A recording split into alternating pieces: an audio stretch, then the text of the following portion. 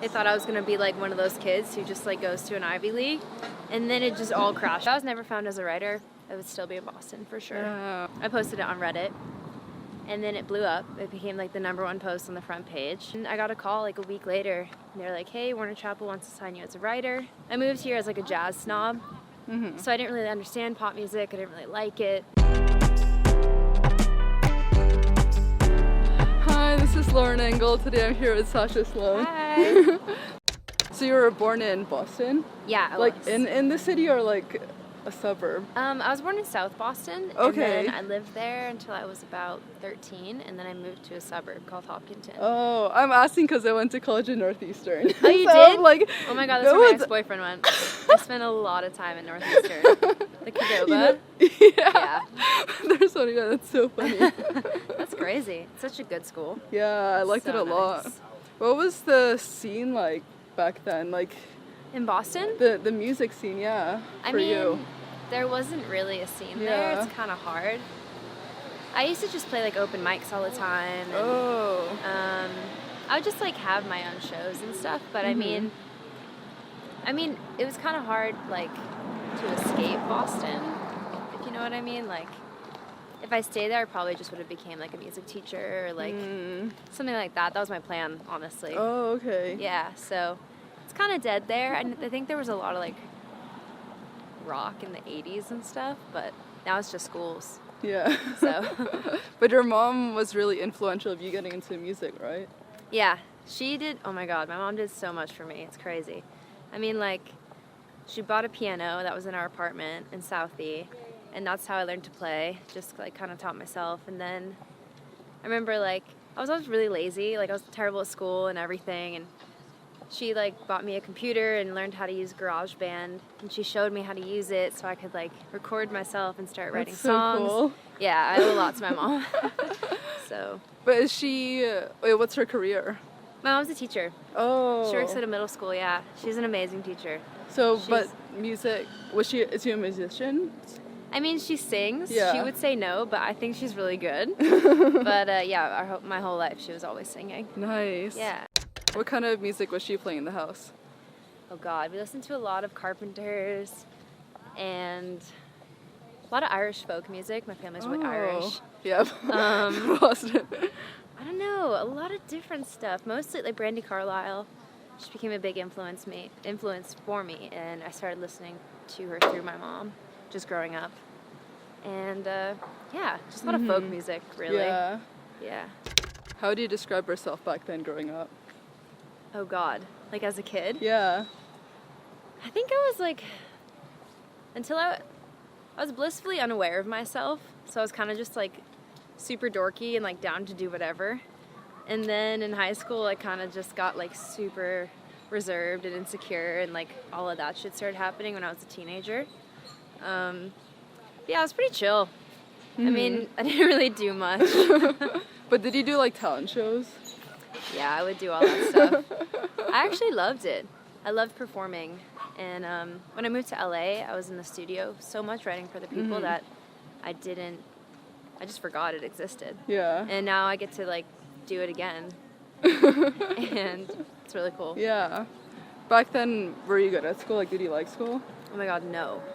I think I was good in school until like 2nd grade. Yeah. They thought I was gonna be like one of those kids who just like goes to an Ivy League, and then it just all crashed. You're in like the genius program. I was, and then I don't know what happened. I think I just started not caring, and everything went downhill. Did you know from the onset that you would be in music? No, God, no. I mean, I always just loved making music, but I'm a very cynical person, and I knew that I didn't have any connections, and that really scared me, and I didn't want to study music and then, you know, just end up playing like bars in Boston forever, you know, which is kind of what happens if you don't know anyone. So I went to Berklee College of Music. Yeah. And I was there for about a year, and then I moved to LA after I got signed as a writer. But if I was never found as a writer, I would still be in Boston for sure. Yeah. What was your mom was always open to the idea of you doing music? Or was she afraid that No, oh my you God, getting another career? She was like, if you don't do, well, I think everyone knew like it's the only thing I know how to do. So I didn't really have many options. Yeah. But I mean, she's like the most supportive person of all time. So, I mean, if I was like, Mom, I want to work at a gas station for the rest of my life and it makes me happy, she would be down. Yeah, so She's sweet. the best. Yeah. What's her personality like? Are you really similar to her? Yeah, we have a ton of the same mannerisms, and I think she worries more than I do. I'm more like, yeah, I'll get this random tattoo, I don't care. And she's like, oh my God, don't do that. But I'll still do it. And yeah, we're very similar though. In your free time in high school, were you already writing tons of music? Yeah, I mean, I've been writing songs since I've been singing. I kind of always I never really thought I was a great singer. I always just liked to write music and like study what other people like. Listened to a lot of Queen growing up, like Freddie Mercury, incredible writer. I would just like buy those books at Guitar Center and like figure out the chords to everything and try and like write a song to his chords. Yeah. Stuff like that. But you never released it, any of that stuff? Or like, were those the songs that you performed at open mic, or no one's ever heard any of these songs? No one ever needs to hear any of them. They may have been released a very long time ago, but I will never reveal the titles. But yeah, when I was like 16, I made a little project, and like it wasn't good, but it was just me getting experience in the studio and like seeing what it's like to have a band play, and because I did everything on piano and just me singing, so I never thought about production, you know, and that was a really cool experience at a young age. Did you have people in Boston that you collaborated with?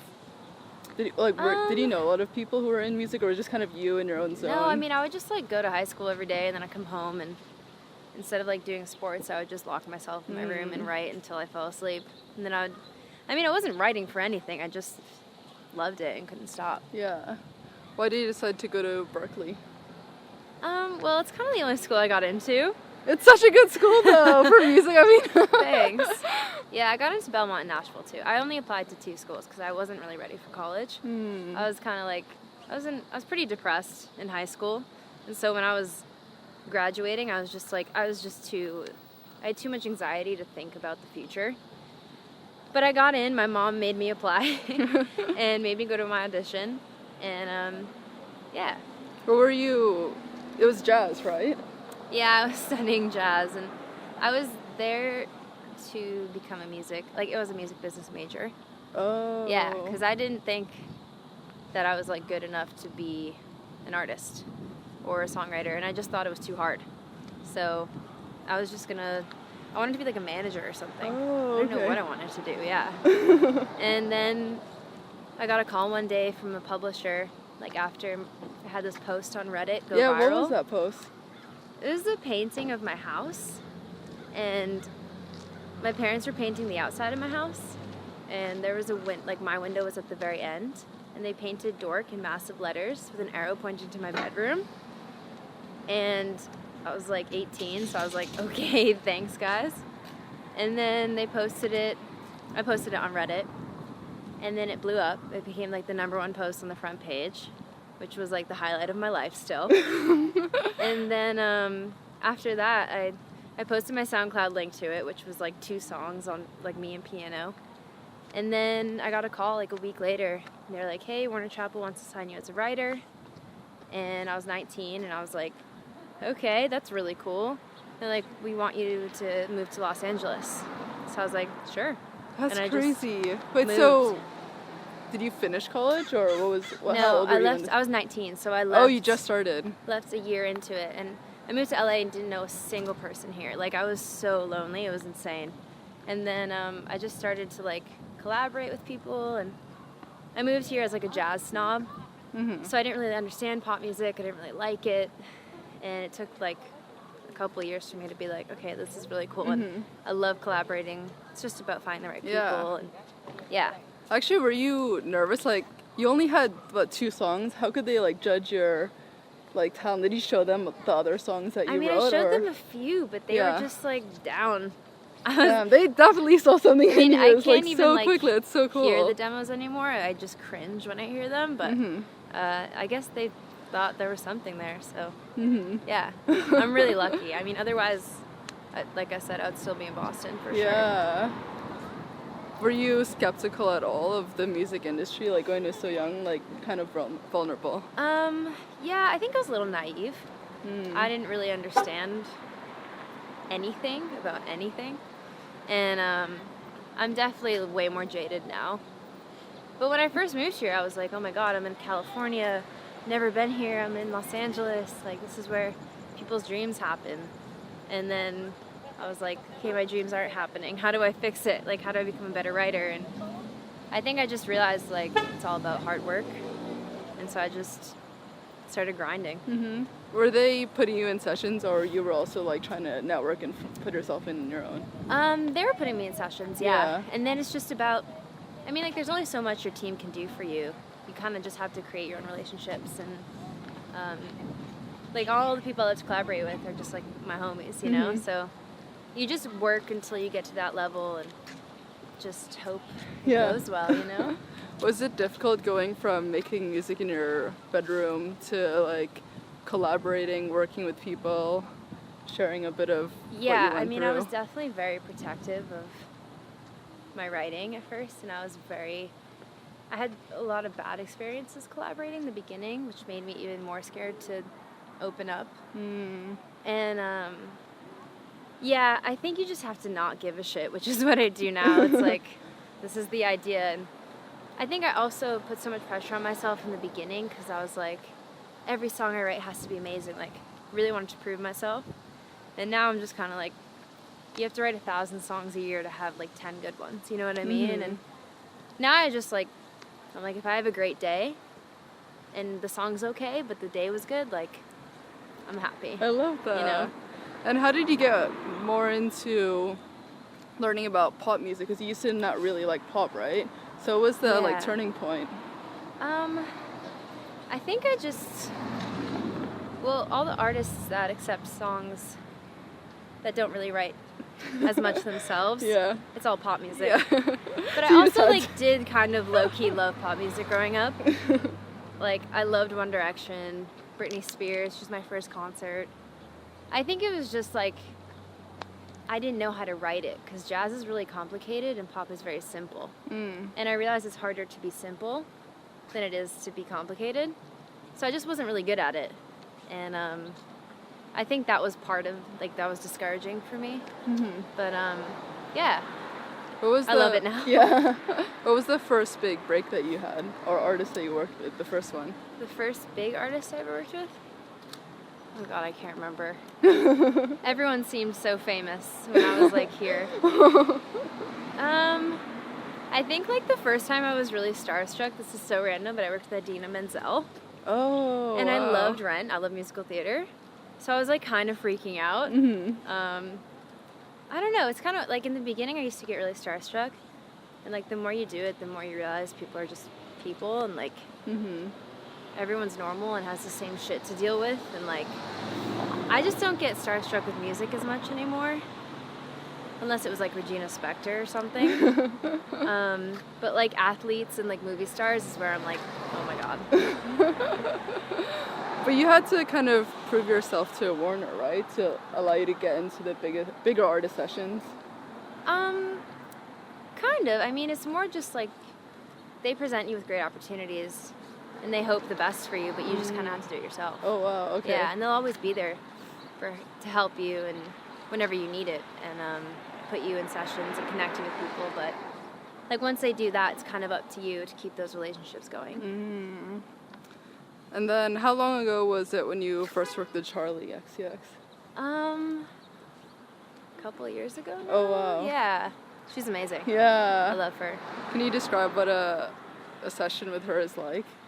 It's just really fun. I mean, you just kind of, she's such a great hang that it's like easy and I always have the most fun with her. And yeah, it's really great. How about with Dua Lipa?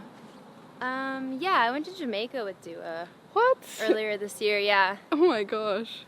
I mean, Dua's amazing. But the thing about working with all these girls is like it gave me confidence to release my own music. And I got to see how like down to earth they all are and really cool. And I mean, even when you're a star, you deal with same shit everyone does, you know? Yeah. You can still get your heart broken, you can still break someone's heart and feel bad about it, and you can still get insecure, and all this same shit happens. It's just public, you know? Mm-hmm. So I think it was really cool to see that, and I just learned a lot about, like, being confident from them. Mm-hmm.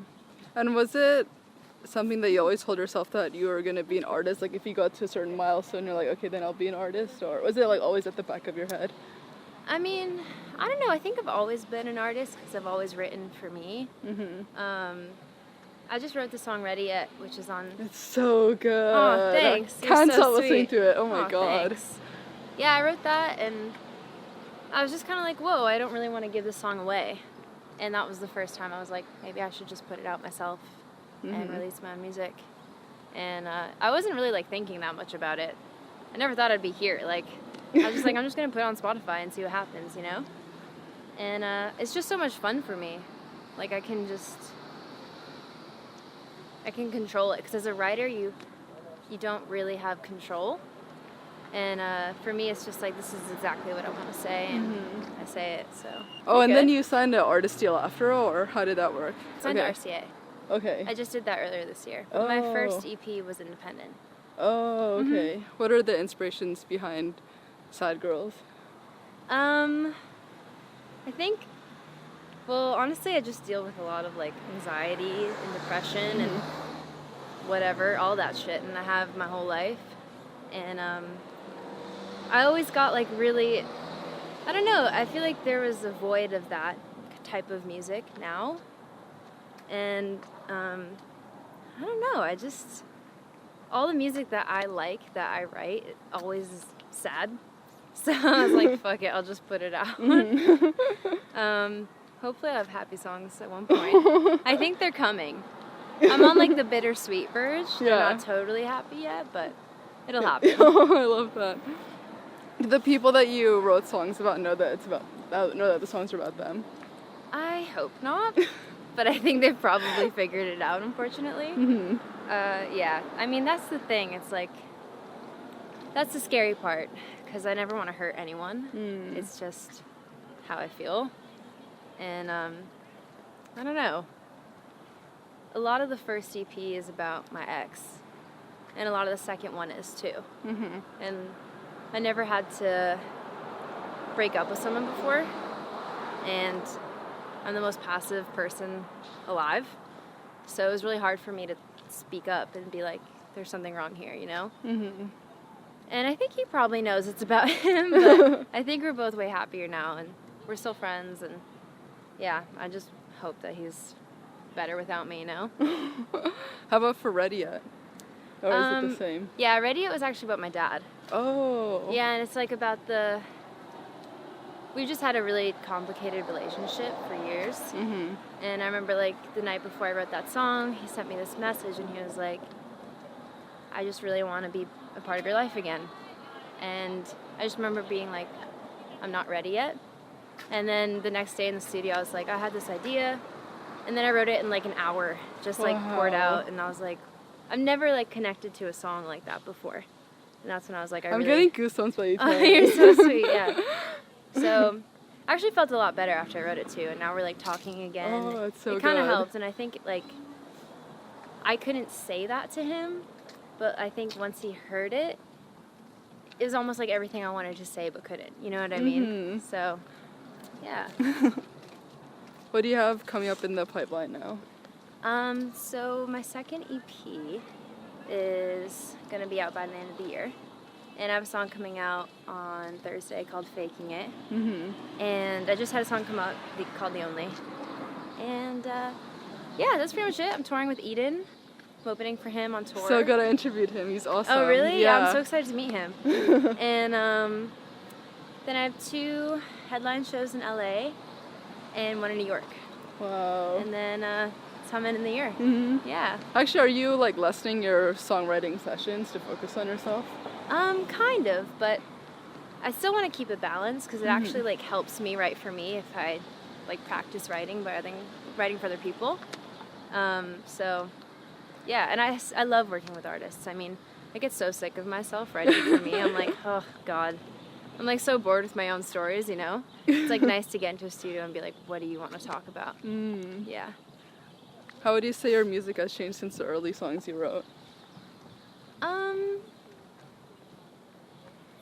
For me, Yeah.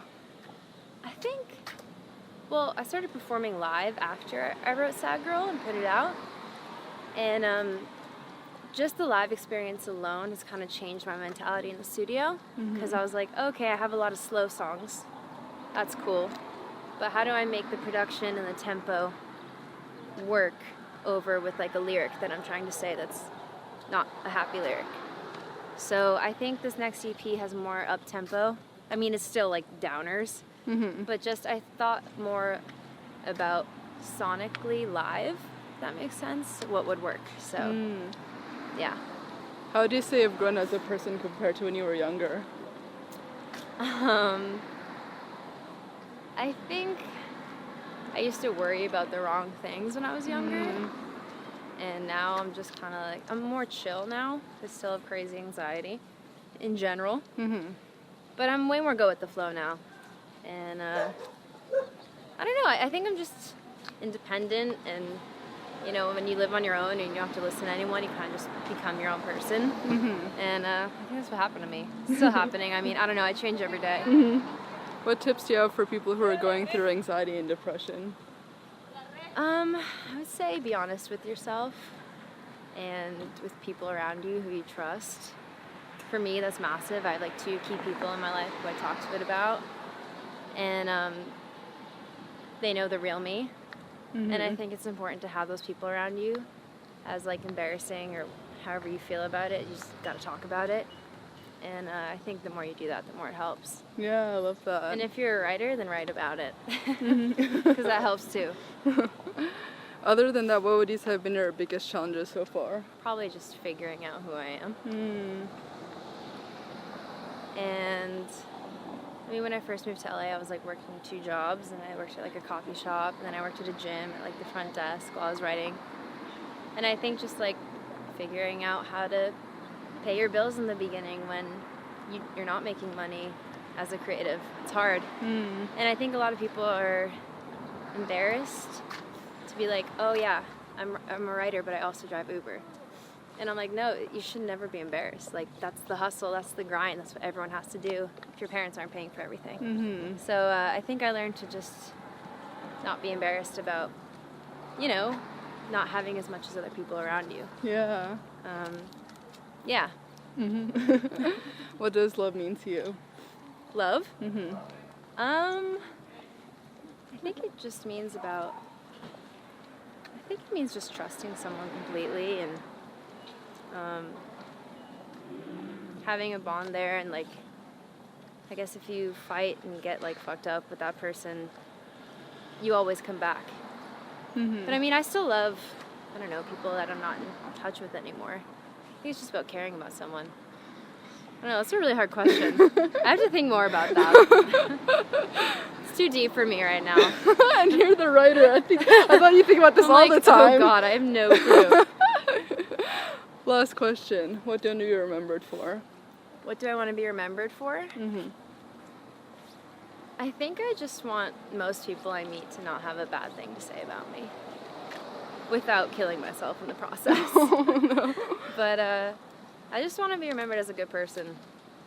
Whether like my music takes off and it's big and that's great, but I'd rather just be known as like, she was always really nice. Yeah. And cool. Yeah, this is awesome. I could die happy if people were like, yeah, she was dope. Oh, thank you so much. Yeah, thank you. Bye.